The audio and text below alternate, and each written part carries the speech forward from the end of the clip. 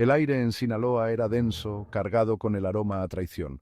El gobernador Rubén Rocha Moya, un hombre que juró defender la ley, se había convertido en un maestro titiritero del engaño. Sus hilos, controlados por el cártel de Sinaloa. Su víctima, nada menos que Ismael El Mayo Zambada, el escurridizo capo del cartel. Durante años existió un pacto entre ellos, una danza peligrosa de poder y corrupción. Pero la música se detuvo el 25 de julio de 2024. Rocha Moya hizo su movimiento, su traición tan aguda y fría como la mirada de un narcotraficante.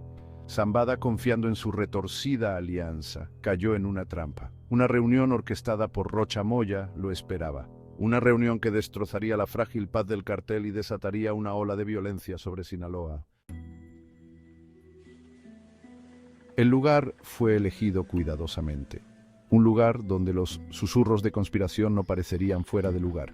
El corazón de Culiacán, la bulliciosa capital de Sinaloa. El gobernador le había asegurado a Zambada su seguridad. Era una artimaña, un escenario cuidadosamente construido para la traición de Rocha Moya. La reunión se presentó como un medio para sofocar un conflicto en ciernes. Un conflicto entre el gobernador y Héctor Cuen Ojeda, un personaje poderoso cuya vida estaba entrelazada con la del cartel.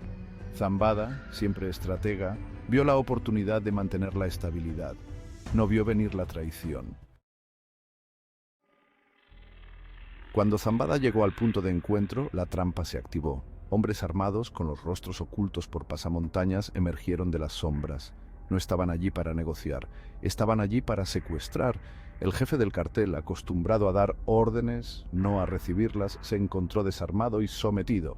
Atado y encapuchado, Zambada fue metido en un vehículo sin identificar. El convoy, un fantasma en la jungla urbana, desapareció entre las laberínticas calles de Culiacán. Su destino, un futuro incierto.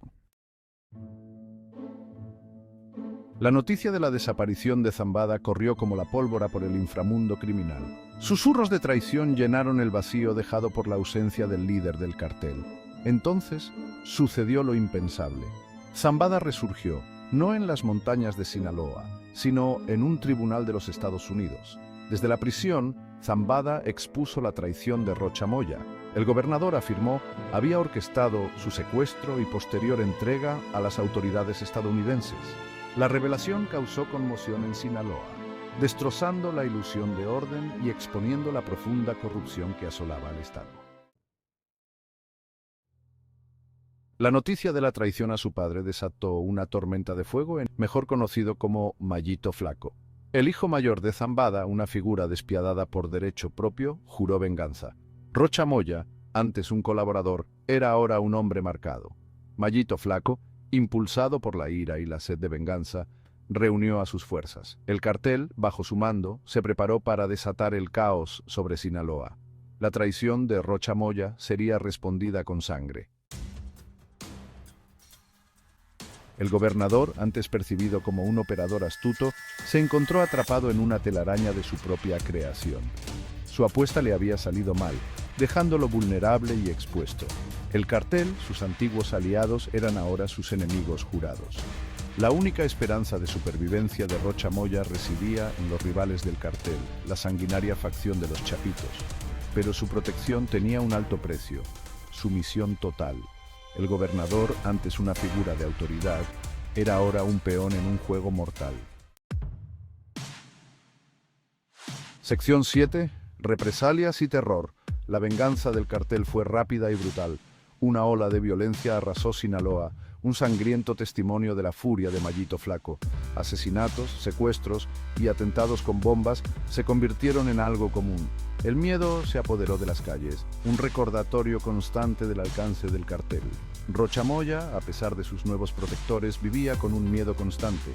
Cada uno de sus movimientos era analizado. Cada sombra era un posible asesino. El palacio del gobernador, antes un símbolo de poder, se había transformado en una jaula dorada. Sección 8. Terremoto político en Sinaloa. Las consecuencias de la traición de Rocha Moya se extendieron mucho más allá del círculo íntimo del cartel. Sus acciones causaron conmoción en el panorama político de Sinaloa, destrozando la frágil tregua entre el gobierno y el crimen organizado. La confianza del público en el gobierno se desplomó. Estallaron protestas en todo el estado exigiendo la renuncia de Rocha Moya. El control del gobernador sobre el poder se debilitaba con cada día que pasaba, su legado empañado por acusaciones de corrupción y traición. Sección 9. El destino del gobernador. Al llegar el 2025, el futuro de Rocha Moya seguía siendo incierto. Se aferraba al poder, una figura solitaria rodeada de enemigos tanto visibles como invisibles. La amenaza del cartel se cernía sobre él, un recordatorio constante del precio de la traición. ¿Sobreviviría al año? ¿Sería suficiente la protección de los chapitos para protegerlo de la ira de Mallito Flaco? ¿O se convertiría en una víctima más del interminable ciclo de violencia de Sinaloa? Sección 10. Un legado de violencia. La traición de Rocha Moya a El Mayo Zambada dejó una huella imborrable en Sinaloa. Expuso la fragilidad de la paz en un estado gobernado por el miedo y la corrupción. Puso de manifiesto el costo humano de la guerra contra las drogas, un conflicto que devora a todos los que se atreven a jugar su mortífero juego. A medida que el sol se pone sobre el gobierno de Rocha Moya, una cosa es segura: la violencia que desató seguirá proyectando una larga sombra sobre Sinaloa, un sombrío recordatorio del día en que un gobernador traicionó a un capo y desató una tormenta de sangre y fuego.